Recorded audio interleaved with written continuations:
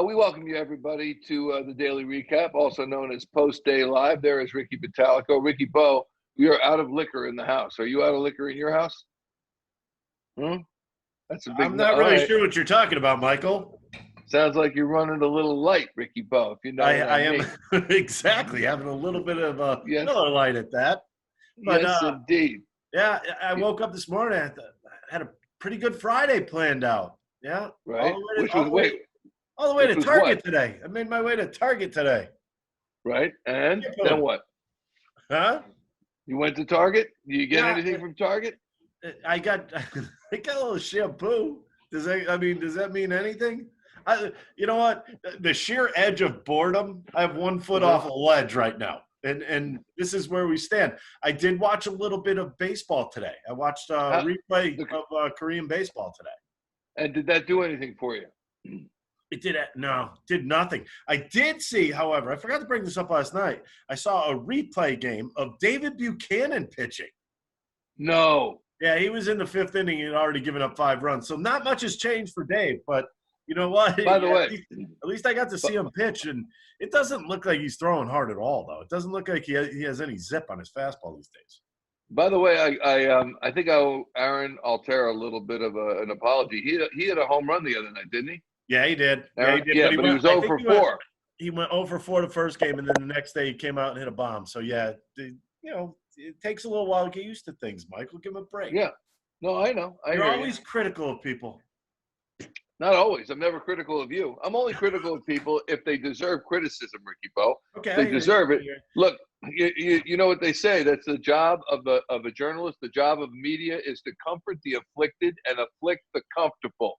And if you're playing baseball or a professional sport, you're making millions of dollars per year, you ought to be able to take that kind of criticism. And that's what I level at these guys. Yeah, I agree. I think, you're up there for a reason. Obviously, you're the best of the best. And people are going to criticize you when you have bad games. So you know what you do? You do what I used to do and destroy yourself before the press could get to you.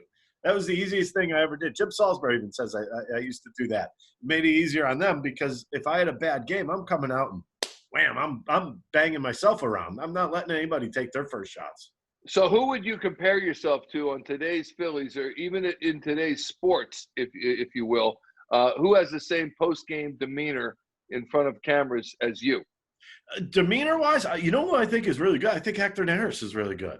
I know a lot of people will say, well, his English isn't that great.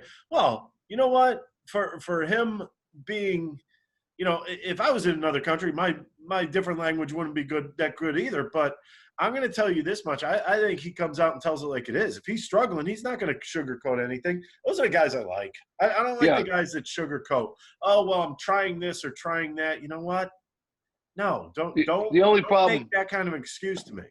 Yeah, the only problem with that is you can only take the honesty for so long. And after that, you want the guy to fix it. And if he can't fix it, then get him out. Vince Velasquez is one of those guys. The guy's got an amazing arm. We talked about this last summer. I hope he comes to the table to play this season, and I think there will be some kind of a season. I hope he does it. But, if I hear him say, I know exactly what I'm doing wrong, one more time, it drives me nuts. Well, if you know what you're doing wrong, then fix it and be the type of pitcher that we think you can be. And that's the thing in Philadelphia. We know what the potential level, or we think we do at least, the potential level of a particular athlete is.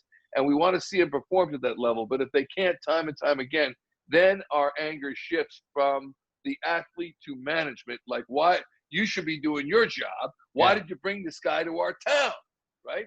But I mean, you can focus on whoever you want. The players are the players. I mean, if you've got a player that has done well in the past and is struggling a little bit, what could you do? It's the game of baseball is strange, especially for relievers, especially nowadays for relievers. It's up and down.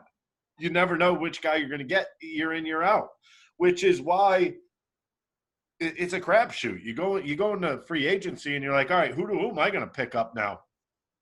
You don't really know. You can pick up the best guy in baseball, and he could end up being the worst guy in baseball the next year as a reliever. That's just the way the game is played now. What you have to do, and sometimes, I turn into a fan at times, obviously. You've seen me. And the one thing that I try to keep reminding myself is I don't play anymore. You know what I mean? You're not a player anymore. And because I love to put myself in those shoes sometimes, and it makes me even more, kind of crazy at times. But I like the players that go out there, and I could tell that they're giving everything they have, regardless of what they're, you don't want to see them fail all the time, but regardless of what they do in a certain night. I mean, you'll see me. I give certain guys leeway. I gave Chase Utley a lot of leeway at times. Yeah. Why? Because he was out there busting his butt every single night. That's why. I mean, No, I know that. It's hard to crap on a person when they're going 160 games a year, 110% every night. It's hard to get on somebody like that. Right. But if they're short of that, then it's a different story. I think they're going to play baseball, as I mentioned before. I hope so. It might be not might be. We know it's going to be a shortened season. Yeah. But what they're trying to figure out, everything I read indicates what they're trying to figure out is how best to protect the players and the managers and the coaching staff. And you get guys who are 60 to 70 years old who are managing teams or coaches on teams. I know you've played for guys like that. They're older in years. They got to protect them because they're in the zone, so to speak. That's why they're not going to be fans. Right. Until this completely clears, you have to have your older people that are in more danger almost quarantined after the games. So, I mean, you leave the ballpark, you have to go straight somewhere. There can't be we're going to go out for beers here. You can't do that. This is 1 year that I think that type of stuff is going to be out the window. I think you have to just completely forget about doing that. It's got to be a step, a point A to B and back to A, every single day for these players. And I was thinking about the other thing I was thinking about was the travel. You have to get these guys into one place. And I was thinking to myself, if this was me right now, what would I be doing? I would start asking questions of where I would have to be in let's just say 2 weeks from now. Where do I have to be? If let's say that's a starting date, what state do I have to be in? Because if I got to be in Arizona, if I'm a player I live on the East Coast, I am driving myself. Right. I am driving myself and getting to a place, period. They'll make it safe. Hey, Ricky, we got to go. But before we go, what's your favorite, if you would say like Snap, we know what your favorite drink is, quarantine drink. You just showed us. What's your favorite quarantine food?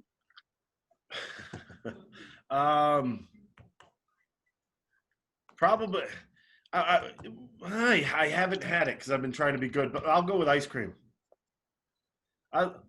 Pistachios? You're not doing too bad. It's shell, though, but they're out of the shell. Oh, you just crush them, don't you? I used to like when the fingers turn red. Remember that? They don't have that anymore. Yes. All right, we got to go. We'll see you Monday. Have a great weekend.